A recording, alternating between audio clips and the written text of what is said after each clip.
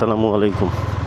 আজকে অফিসে যাচ্ছি, ভাবলাম ক্যামেরাটা নেই, কারণ প্রতিদিনই কোনো না কোনো কাহিনী আমার সাথে হচ্ছে। 2 দিন তো বেঁচে গেছি। একদিন বাস 2 সাইড থেকে চাপ দিছে, মাঝখানে পড়ে গেছিলাম, হ্যান্ডেল টানেল ছেঁচে নিয়ে চলে গেছে। তারপরের দিন হঠাৎ করে যাত্রী তোলার জন্য সামনে ব্রেক করে, আমি এমনভাবে আমার গাড়িটাকে ব্রেক করি, হার্ড ব্রেক, চাক্কা ছেঁচড়ে যায়। আলহামদুলিল্লাহ আমি পড়ি নেই, এটা আসলে অনেক রিস্কি ছিল আমার জন্য। যেটা তো এইসব কারণেই দেখছি যে এখন থেকে ক্যামেরা নিতে হবে, কারণ একটা রেকর্ড রাখতে হবে, তা না হলে আসলে এরা বিশ্বাস করবে না যে কি হচ্ছে না হচ্ছে। তো এই জন্য এই ক্যামেরাটা নেওয়া। আর আরেকটা ব্যাপার বলি, প্রতিনিয়ত ঢাকার মধ্যে এই অটোওয়ালাদের কারণে দুর্ঘটনা ঘটতেছে। তাদের খামখেয়ালিপনা, তাদের স্পিডিং। আমি একটা জিনিস খেয়াল করলাম, আপনাদের বললে বিশ্বাস করবেন কিনা, ম্যাক্সিমাম অটোওয়ালাকে যদি বলা হয় ভাই যাবেন কোথায়, এমন জায়গায়, মামা আমি চিনি না, ভাড়া যেটা হয় ন্যায্য ভাড়া দিয়ে দিয়ে। তার মানে কি, হয়তো সে নতুন অটো চালাচ্ছে, চিনে না, নয়তো সে ঢাকায় নতুন আসছে, অন্য কোনো প্রফেশনে ছিল। দেখবেন তাদের যে চালানোর অ্যাটিটিউড, তাদের যে চালানোর স্টাইল, এটা দেখলেই বোঝা যায় যে সে নতুন চালাচ্ছে, কারণ সে অস্থিরতার মতো চালায়। আর যারা প্রফেশনালি রিক্সা চালক ছিল শুরু থেকেই, তারা যখন চালায় তাদের মধ্যে কিন্তু এক ধরনের চেঞ্জেস আছে। কেমন চেঞ্জ? তারা রিক্সার গতি, তোলার ধরন, সামনে থেকে আগে থেকে সিগন্যাল দেয়া, বাস বা প্রাইভেট বা মোটরসাইকেল দেখলে সাইড দেয়া, এগুলো তারা কিন্তু একদম সুন্দর মতো করে। কিন্তু যারা নতুন তাদের মধ্যে এই ব্যাপারটা কিন্তু নাই। আপনি হর্ন দিচ্ছেন তো দিচ্ছেন, তারা সাইড দিবে না। আর যারা নিতান্তই রিক্সা চালক আগে থেকেই ছিল, তারা দেখবেন অ্যাটলিস্ট আপনি হর্ন দিলে দেখে আপনাকে সাইড দিবে। তো এই হলো বর্তমানের চিত্র। প্রতিদিনই আমার এই মিরপুর রোডে একটা না একটা দুর্ঘটনা ঘটতেছে। যেমন একদিন সিএনজির সাথে একটা বাইকার দাম করে মেরে দিয়ে পড়ে গেল, আমি 2 দিন করলাম। গতকালকে আবার একটা বাইকার সরাসরি বামে আসতেছে, ইন্ডিকেটার নাই, কোনো কিছু নাই, সে লুকিং গ্লাসও লুকতেছে না। লুকিং গ্লাস গুলো এমন ভাবে রেখে দিছে, মানে তার ফেসও দেখা যায় না, রাস্তাঘাটও দেখা যায় না, পুরা নিচের দিক করে রাখছে। তো এই যে চালানোর স্টাইল, এই যে চালানোর ধরন, এইভাবে চালালে তো যে কোনো সময় দুর্ঘটনা ঘটবে। মানুষের মধ্যে এই বোধটুকু নাই। আর বর্তমানে পাঠাও যারা চালায় দেখবেন অনেক বয়স্ক মানুষও চালায়। এখন তারা কিভাবে পাঠাও চালাবে? তারা এই ঢাকা শহর, একটা এত যানজটের শহরে বয়স্ক মানুষ যদি চালায়, সে তো আগে কখনো চালায় নাই। হ্যাঁ, গ্রামে গঞ্জে শখের বসে হয়তো বাইক চালাইছে, তাদের গতি, তাদের চালানোর ধরন গ্রামের মতো তো আর শহরে এইভাবে চালানো যাবে না। তো এতে করে দুর্ঘটনা বেশি ঘটতেছে। সব কিছু মিলিয়ে জিলাই ভাবতেছি ক্যামেরাটা সাথে নিতে হবে, রেকর্ড থাকলে তাও বাঁচা যাবে যে না কার দোষ। তা নাহলে প্রতিনিয়ত এই, আর বিশেষ করে মিরপুর রোডটাতে এই দুর্ঘটনাটা বেশি, কারণ মিরপুর রোড বড় রোড, ঢাকার মধ্যে অনেকটাই মেইন রোডই বলা চলে আর কি। Sleeper coach, Dhaka express sleeper কোচগুলো সাধারণত হয় মাল্টি এক্সেলের।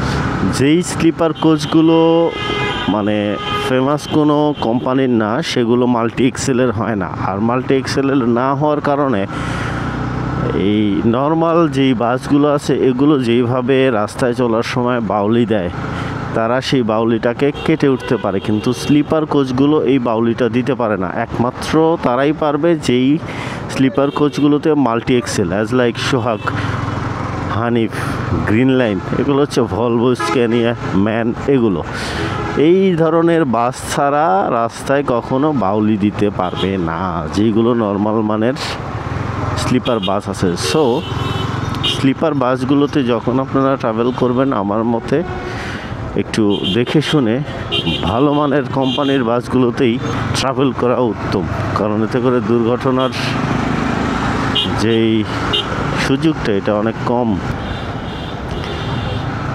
2 দিন আগে সিরাজগঞ্জ পাবনা মহাসড়কে একটা অ্যাক্সিডেন্ট হয়, আপনারা দেখেছেন কিনা, যেখানে 3-4টা বাইক রেস করতেছিল।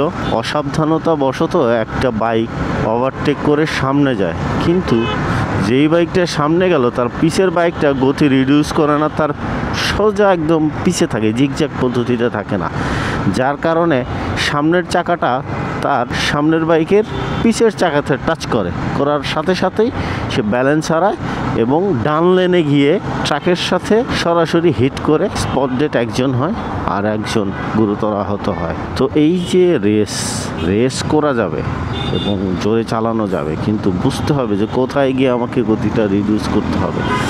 এটা হচ্ছে একটা মেশিন। এই মেশিনকে আপনি যত পাওয়ার দেবেন তত সে চলবে, কিন্তু আপনাকে বুঝতে হবে কোথায় গিয়ে আপনাকে দাঁড়াতে হবে।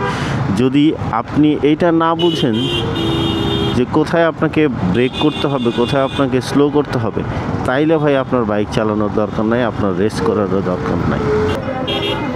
আজকে জাতীয় মৎস্য সপ্তাহ দিবস, এই জন্য মানিক মিয়া অ্যাভিনিউতে সংসদ ভবনের পাশে তারা তাদের মৎস্য সপ্তাহ, মৎস্য দিবস পালন করতেছে।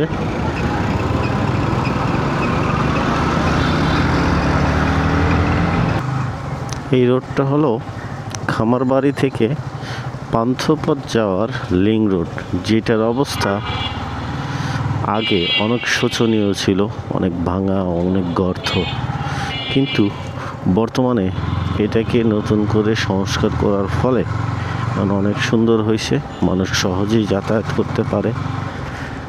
ভিতরের রোডটাকে এত সুন্দর করছে, কিন্তু বাহিরে আপনি যদি মিরপুর রোডটা দেখেন, বিশেষ করে 27 নম্বরের পরে থেকে শুরু করে একদম শ্যামলী পর্যন্ত রাস্তার যে অবস্থা, বিশেষ করে সোহরাওয়ার্দী থেকে প্রধানমন্ত্রীর কার্যালয়, সোহরাওয়ার্দী, তারপরে আপনার হচ্ছে আসাদ গেটের পরে, এই জায়গাগুলোতে এত বাজে অবস্থা, গাড়ি আপনি ড্রাইভই করতে পারবেন না বেশি জোরে। এই কারণে কিন্তু ভাঙ্গা রাস্তার কারণে কিন্তু মূলত রাস্তায় যানজটটা হয়, কারণ গাড়িগুলো সুন্দর মতো টানতে পারে না, চারদিকে গর্ত খানাখন্দে ভরা, কিভাবে গাড়ি টানবে। সো আমার মনে হয় কর্তৃপক্ষকে এই বিষয়টাও দেখা উচিত যে মেইন রোডগুলো অ্যাটলিস্ট সুন্দর করে, এই যে বারবার পট্টি মারার মতো যেই রিপেয়ারিংটা করা হয়, এটার চেয়ে একদম সলিডভাবে পিচ ঢালাই করে পুরোটাকে কাজ করা, এতে হলে যানজটটাও কমবে, বিশেষ করে অফিস টাইমগুলোতে।